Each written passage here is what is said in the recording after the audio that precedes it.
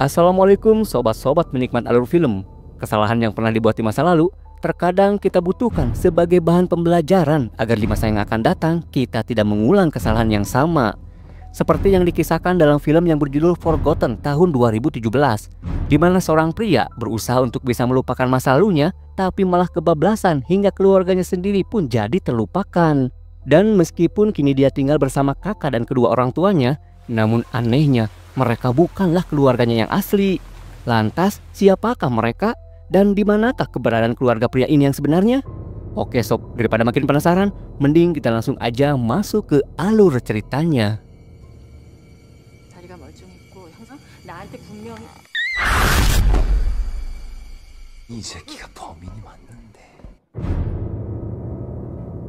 Film pun dimulai dengan memperlihatkan seorang pria bernama Jin Suk yang baru saja terbangun dari tidurnya. Saat itu dia sedang dalam perjalanan bersama keluarganya menuju ke rumah baru. Ada ayah, ibu, dan kakak laki-laki yang bernama Yosuk. Setibanya di rumah baru mereka, Jin seperti teringat sesuatu. Dia seperti merasa pernah melihat rumah itu sebelumnya. Jin sendiri sebenarnya menderita neurastenia kronis, yaitu penyakit saraf yang bisa membuat fisik maupun mental menjadi lemah, gampang capek, gampang cemas, gampang berhalusinasi, dan gampang yang lainnya. Sedangkan kakaknya, yaitu Yo, adalah pria yang cerdas, beretika baik, dan punya selera humor yang tinggi, hingga tak heran jika dia digandrungi oleh banyak wanita. Selain itu, Yo juga pria yang terampil. Dia bisa membetulkan apapun kerusakan yang ada di rumah. Bahkan, dia juga berbakat di semua bidang termasuk olahraga dan juga musik. Itulah kenapa Jin sangat mengagumi kakaknya itu. Meski setahun yang lalu, Yo mengalami kecelakaan lalu lintas yang membuat kaki kirinya menjadi pincang. Namun meski begitu, Jin dan orang tuanya tetap menganggap Yo sebagai pahlawan di keluarga mereka. Kemudian barang-barang pun mulai dipindahkan. Dan terlihat Yo sedang memasang kalender yang saat itu menunjukkan bulan Mei tahun 1997. Ibunya mulai sibuk membersihkan barang satu persatu, sedangkan ayahnya mengarahkan petugas untuk menunjukkan di mana saja barang-barangnya harus diletakkan. Di rumah itu terlihat ada satu kamar yang pintunya selalu tertutup. Yo bilang mungkin pemilik lama rumah ini sengaja meninggalkan barang-barangnya di sana sementara waktu, hingga suatu saat nanti mereka akan kembali untuk mengambilnya. Karena itulah untuk sementara waktu, Jin terpaksa harus tidur sekamar dengan kakaknya.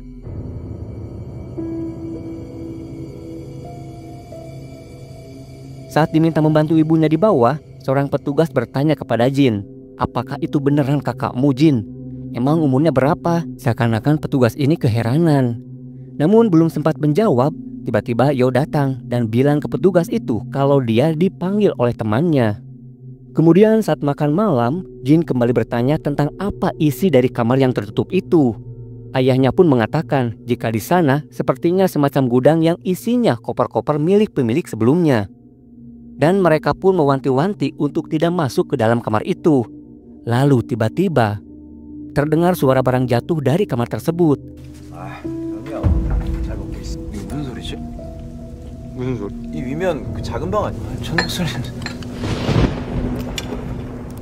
Saat menjelang tengah malam, Jin yang ingin menyelesaikan tugasnya pun sempat mengobrol sebentar dengan kakaknya.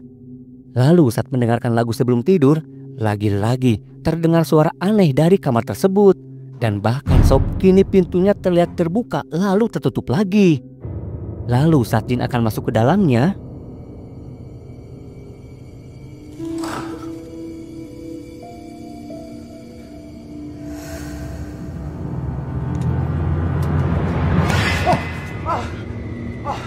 Yo pun kemudian mencoba menenangkan Jin dengan mengatakan jika itu semua mungkin cuma perasaan adiknya saja. Kemudian Yo pun mengajak adiknya itu untuk ngobrol santai di luar rumah. Tak lama kemudian ayahnya menelpon Yo untuk meminta bantuan. Jin pun diminta untuk menunggu di sana karena dia hanya pergi sebentar. 아버지요? 아버지가 전에 부탁하신 자료가 있는데 그거 지금 말씀을 하시네. Namun tiba-tiba aja sob, Yo diserang oleh orang tak dikenal dan kemudian dibawa paksa masuk ke dalam mobil.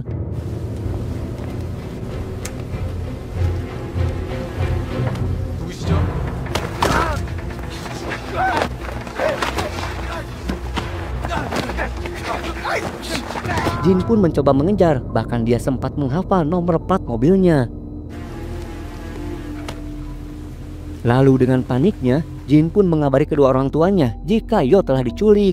Namun sesaat kemudian, dia pun terjatuh pingsan. Saat Jin sudah sadar, Yo masih belum kembali. Dan dua polisi pun datang dan meminta keterangan dari Jin. Jin pun mengatakan jika ia hanya ingat plat mobilnya saja. Sedangkan wajah dan perawakan si penculik gak bisa dia lihat karena malam itu sedang hujan deras dan dia juga sangat panik. Tapi polisi tersebut malah bilang Sob tidak ada plat nomor dengan kode tersebut. Polisi pun menganggap jika Jin sedang tidak fokus. Atau bisa jadi itu karena efek obat yang dikonsumsi Jin secara rutin. Jin yang merasa yakin dengan apa yang dilihatnya menjadi emosi karena perkataan polisi tadi. Kemudian mereka pun menunggu kabar tentang keberadaan Yo. Namun hingga 15 hari belum ada tanda-tanda keberadaan dari Yo. Jin yang semakin resah pun tetap mengkonsumsi obatnya secara rutin untuk menjaga akalnya agar tetap sehat. Lalu saat tertidur, Jin pun bermimpi melihat seorang pria yang sedang disekap dan juga disiksa. Dan entah kenapa Sob, setiap kali Jin tidur selalu saja dia memimpikan hal yang sama. Lalu kembali terdengar bunyi-bunyi aneh dari kamar yang selalu tertutup. Dan saat pintu kamar itu terbuka sendiri, tiba-tiba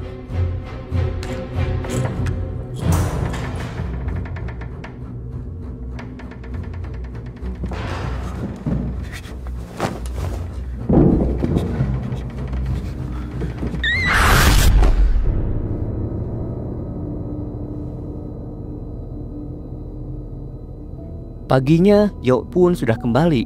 Namun anehnya, Yo sama sekali tidak ingat apa yang terjadi pada dirinya selama 2 minggu menghilang.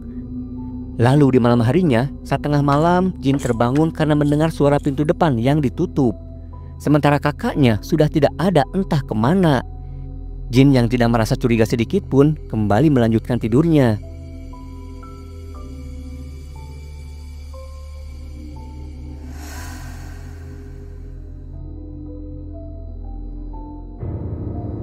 Namun keesokan paginya, Jin melihat Yo yang sudah ada di kasurnya. Lalu saat Jin akan meminum obatnya, tanpa sengaja Sob, pil obatnya malah terjatuh. Belum sempat obatnya diambil, tiba-tiba perhatian Jin teralihkan karena Yo mengajaknya untuk makan. Akhirnya Jin pun tidak meminum obatnya. Lalu saat makan, Jin menanyakan kemana kakaknya semalam. Namun kakaknya bilang kalau dia nggak kemana-mana. Yo juga mengatakan mungkin Jin hanya sedang bermimpi saja. Lalu ketika Yo akan pergi keluar, Jin melihat ada yang aneh karena pas lihat kakaknya berjalan, terlihat jika pincangnya sebelah kanan. 형, 왜 오른쪽 다리를 절어? 장난치지 마세요. Kakaknya pun menganggap mungkin Jin sedang gak fokus aja. Malam harinya ketika Yo sudah pulang, Yo memutuskan untuk tidur duluan, sedangkan Jin akan melanjutkan belajarnya. Lalu saat Jin ketiduran di kursi,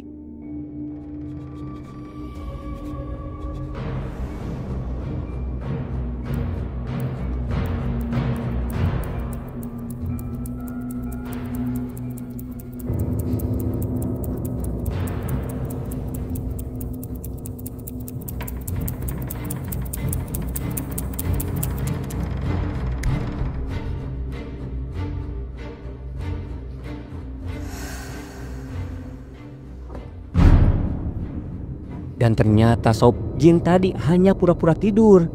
Kemudian Jin pun langsung mengikuti kakaknya yang sedang pergi keluar rumah.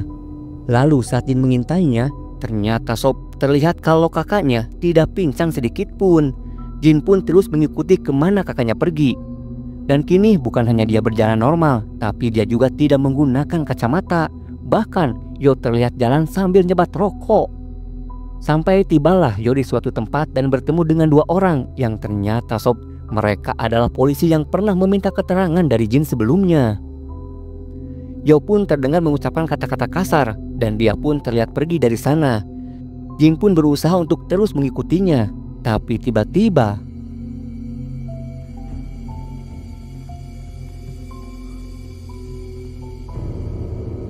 sayangnya Sob, Jin malah kepergok oleh 2 polisi.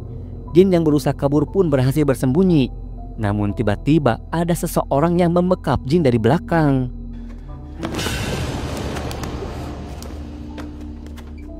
Kemudian Jin pun terbangun di meja belajarnya dan dia pun melihat kakaknya sudah ada di atas ranjang. 왜 그래? Jin yang panik pun berlari kabur ke kamar mandi. Yo pun mencoba untuk menenangkan Jin. Sementara Jin yang ketakutan meneriaki kakaknya sambil menanyakan tentang kejadian semalam. Yo yang tidak mengerti perkataan Jin pun mengira jika Jin telah bermimpi buruk.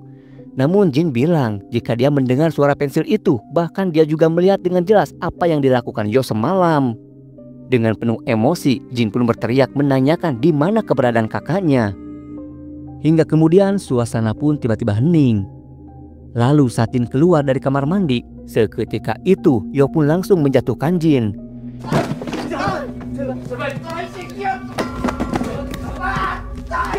Yo mengatakan jika apa yang dilihat Jin itu semua hanyalah halusinasi saja. Dari mulai melihat Yo yang naik taksi sampai jalan normal itu semua hanyalah halusinasi. Yo pun menanyakan apakah kemarin Jin meminum obatnya. Jin pun teringat jika dia memang belum sempat meminumnya karena obatnya terjatuh. Yo pun mengatakan itulah kenapa Jin jadi berhalusinasi. Kemudian Jin pun meminum obatnya dan suasana pun berubah menjadi tenang. Jin pun meminta maaf kepada kakaknya atas apa yang terjadi barusan. Kali ini Jin melihat kakaknya yang keluar rumah berjalan dengan jalan pincang seperti biasanya. Sampai akhirnya Jin melihat isi pensil yang semalam terjatuh masih ada di atas mejanya. Artinya dia tidak berhalusinasi. Jin juga ingat perkataan kakaknya yang bilang dia menaiki taksi. Padahal Jin tidak pernah mengatakan hal tersebut. Itu berarti apa yang terjadi semalam benar-benar nyata. Kemudian terdengar ibunya yang sudah pulang ke rumah. Jin pun menceritakan semuanya kepada si ibu. Ibunya pun ketakutan mendengar laporan dari Jin. Jin pun berencana mengajak kedua orang tuanya untuk mengikuti Yo saat keluar tengah malam nanti. Dan kini Jin memberanikan diri membuka pintu kamar yang selalu tertutup itu. Dan ternyata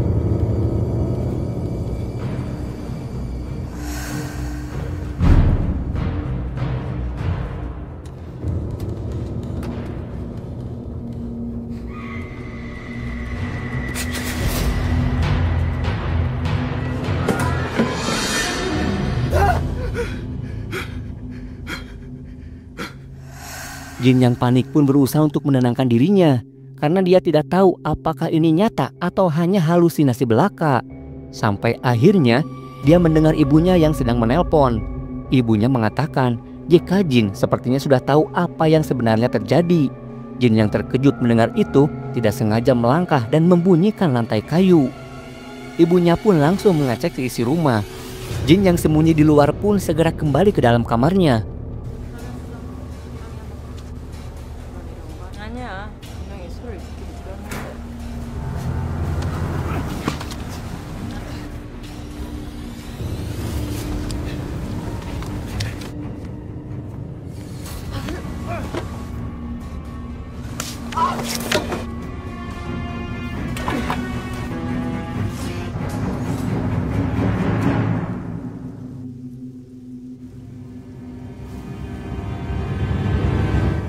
Dan saat itu Jin pun langsung berbaring pura-pura tidur. Ibunya pun memeriksa keadaan Jin. Dan ibunya tahu jika Jin baru saja masuk dari luar jendela. Kemudian dia pun pergi meninggalkan Jin, namun dengan tatapan yang aneh. Dan kini sambil nyebat rokok, si ibu pun meminta suaminya untuk segera kembali. Karena Jin benar-benar sudah mengetahui semuanya. Mendengar itu, Jin pun langsung kabur dari rumah. Namun ayahnya berusaha menghalangi Jin, begitu juga dengan si ibu. Kemudian Jin pun mencoba memberontak hingga akhirnya dia pun berhasil kabur dari sana.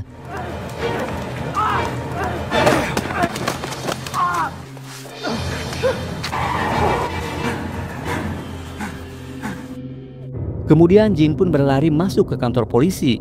Dan di dalam sana, Jin melaporkan bahwa dia telah dikurung selama sebulan oleh sekelompok orang yang berpura-pura menjadi keluarganya. Lalu Jin pun dibuat terkejut saat polisi membacakan identitasnya yang ternyata Jin lahir di tahun 1977 dan sekarang sudah berumur 41 tahun. Mendengar itu, Jin pun mengatakan jika dia baru berumur 21 tahun karena saat ini adalah tahun 1997. Polisi dan orang-orang di sana pun mentertawakan Jin dan mereka pun menunjukkan kalender yang menunjukkan tahun 2017. Jin pun tampak kebingungan. Lalu saat dia melihat ke arah cermin, dia pun terkejut saat melihat wajah dirinya yang tampak seperti orang yang berumur 40 tahun. Jin pun terlihat kebingungan tentang apa yang sebenarnya terjadi. Akhirnya dengan terpaksa ia pun kembali pulang ke rumah. Kemudian dia mendengar suara musik dari dalam kamar yang pintunya selalu tertutup. Dan ternyata sob, di dalam kamar itu ada 2 manekin dengan pisau yang tergeletak dan juga ceceran darah di mana-mana. Kemudian keluarga palsunya itu pun datang. Jin pun bertanya, siapa kalian sebenarnya? Dengan santai sob, Yo pun mengatakan jika 20 tahun yang lalu, tepatnya 20 Desember tahun 1997, terjadi sebuah kasus yang telah menewaskan seluruh keluarga di rumah ini, di mana seorang ibu dan juga anak perempuannya ditikam hingga tewas tanpa alasan yang jelas.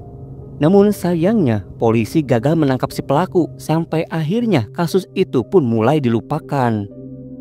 Keluarga korban yang belum bisa melupakannya pun kemudian menyewa Yo yang nama sebenarnya adalah Choi. Dia pun diminta untuk menginvestigasi ulang kasus tersebut. Butuh waktu 4 tahun bagi Choi sampai akhirnya Jin ditemukan dan berhasil ditangkap. Jadi ternyata sob, mimpi Jin selama ini adalah saat dirinya disiksa oleh Yo untuk mengatakan apa yang telah diperbuatnya. Karena ternyata Jin adalah tersangka yang telah menghabisi keluarga di rumah itu. Tapi entah kenapa semakin Jin disiksa semakin terasa jika Jin bukanlah pelakunya. Karena dia terus menangis dan merintih kesakitan, bahkan dia pun tidak mengingat apa-apa. Keluarga korban pun kebingungan karena mereka tidak akan puas balas dendam jika pelakunya saja tidak ingat apa yang telah diperbuatnya. Karena itulah Choi menyewa pakar hipnotis yang bernama Park. Park menjelaskan jika ada potongan yang hilang dari ingatan Jin. Park yakin tanpa sadar secara psikologis Jin telah menghilangkan potongan ingatan itu. Karena itu adalah potongan ingatan yang sangat menyakitkan baginya. Maka dari itu, Park menyarankan untuk membuat skenario palsu untuk kembali ke masa sebulan sebelum Jin mengalami ingatan yang menyakitkan tersebut, tepatnya di tanggal 6 Mei tahun 1997. Park juga memberikan sebuah obat yang harus dikonsumsi Jin secara rutin, di mana obat itu akan mempertahankan efek hipnotisnya saat berada di dalam skenario palsu. Kemudian Choi pun merekrut ibu-ibu yang pandai berakting untuk memperkuat skenario mereka. Setelah itu Park menghipnotis Jin agar otaknya terprogram bahwa dia ada di tahun 1997 dan masih berumur 21 tahun. Lalu saat ditanya apa yang diingat di waktu itu, Jin pun teringat bayangan saat dirinya berada di dalam mobil bersama keluarganya yang akan pindah ke rumah baru mereka.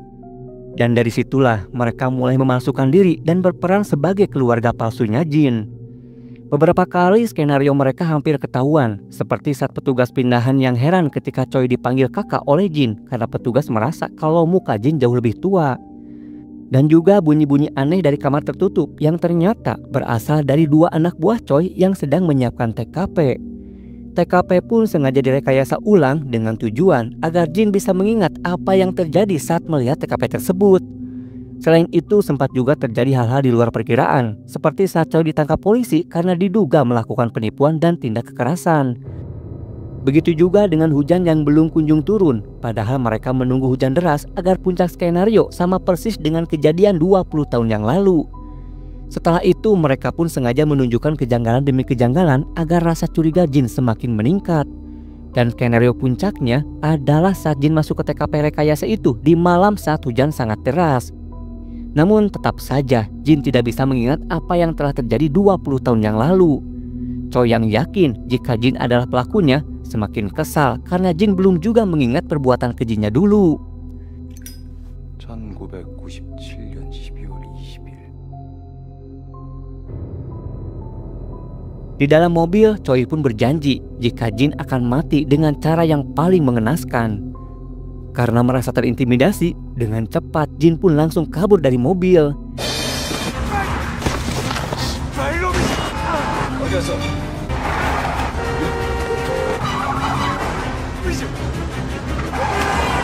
Choi dan anak buahnya pun mengejar. Namun sayangnya sob, Choi dan anak buahnya malah menabrak hingga tak sadarkan diri.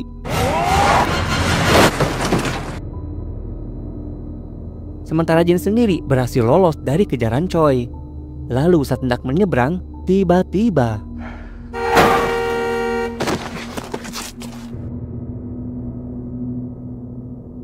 akhirnya Jin pun dilarikan ke rumah sakit.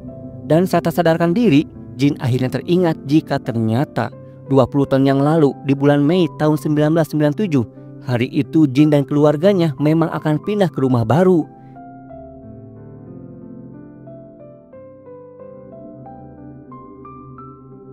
Tapi saat di perjalanan, mereka mengalami kecelakaan.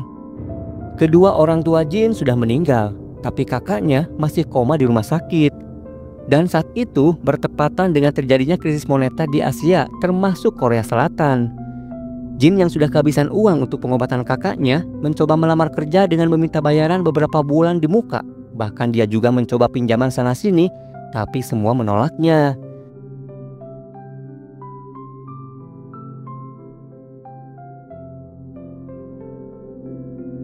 Dalam kebingungan itu, dokter yang bertanggung jawab dengan perawatan kakaknya mendatangi Jin dan mengatakan jika operasi harus segera dilakukan agar nyawa kakak Jin bisa diselamatkan.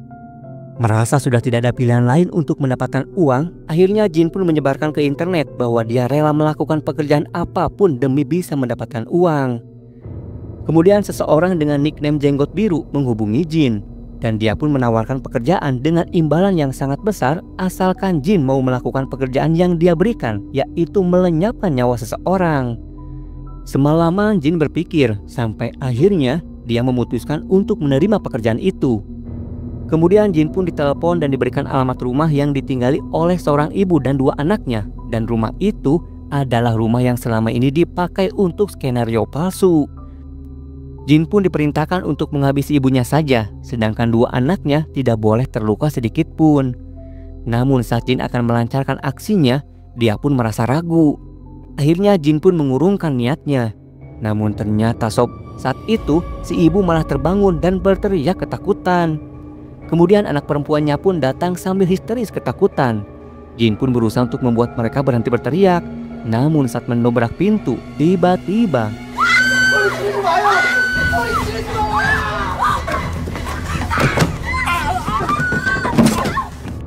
si ibu yang melihat kejadian itu pun berteriak histeris, hingga Jin yang panik pun tanpa sadar menghabisi si ibu saat itu juga.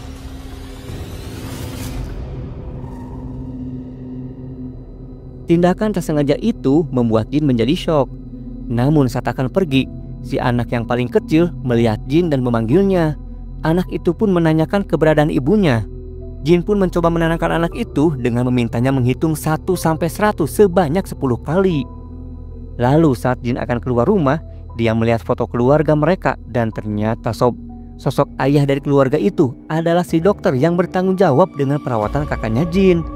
Dan dokter itu adalah si Jenggot Biru yang telah memerintahkan Jin untuk menghabisi istrinya sendiri. Setelah selesai menghitung, anak itu pun menelpon ayahnya dan mengatakan jika ibu dan kakaknya terbaring di lantai dengan mengeluarkan banyak darah. Dokter pun terkejut mendengar putrinya yang ikut tewas. Di saat yang sama, Jin pun menemui dokter itu. Jin menangis dan menanyakan kenapa dokter ingin menghabisi istrinya sendiri. Ternyata tujuan si dokter adalah untuk mendapatkan uang asuransi dari kematian istrinya. Dan kini dokter pun bermaksud membalas kematian putrinya. Namun lagi-lagi insiden yang tak diinginkan pun terjadi. Tanpa sengaja Jin menjatuhkan dokter itu hingga dia pun tewas. Semenjak kejadian itu Jin menjadi gila dan tanpa sadar menghilangkan ingatan yang menyakitkan itu.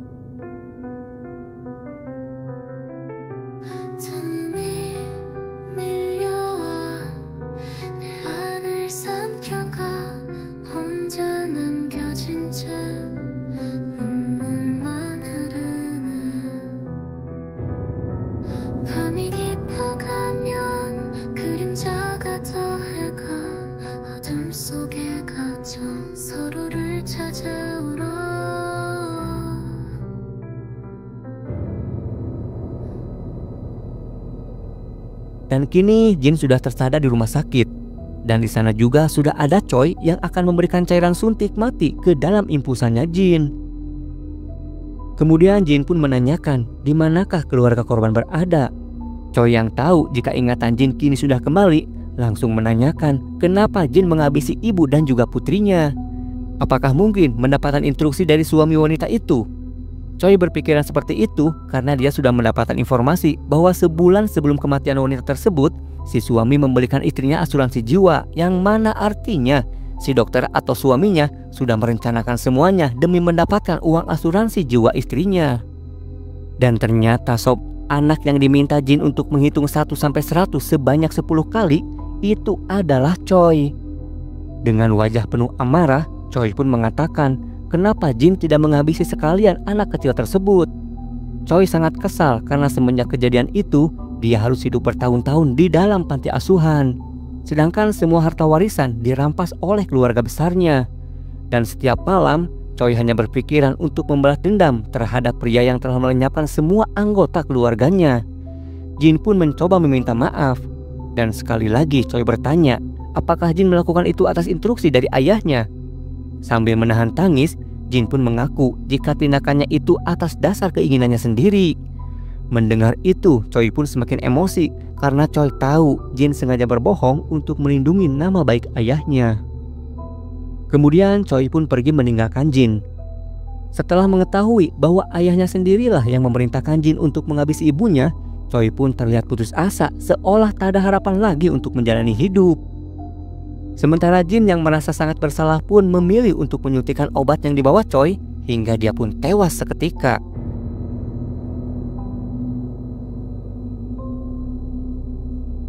Sedangkan Choi sendiri malah nekat menghabisi dirinya dengan melompat dari jendela rumah sakit. Nah, gimana sob? Bingung di awal tapi tragis di akhir kan sob? Semua ini berawal karena rasa putus asa atas apa yang terjadi dalam hidup mereka. Baik Jin maupun ayahnya Choi, yaitu si Pak Dokter, yang telah memilih jalan pintas dengan melakukan tindak kejahatan. Sementara Choi sendiri merasa tersiksa karena selama ini menyimpan rasa dendam. Setiap tindak kejahatan pasti menyisakan rasa bersalah yang mendalam, dan itu sangatlah menyiksa. Maka sikap yang tepat adalah dengan meminta maaf dan berani mengakui kesalahan. Dan janganlah menyimpan dendam, karena itu akan membuat hati jadi menderita. Maka maafkanlah, meskipun pemberian maaf tidak akan merubah apa yang telah terjadi, tapi setidaknya itu bisa merubah suasana hati. Itu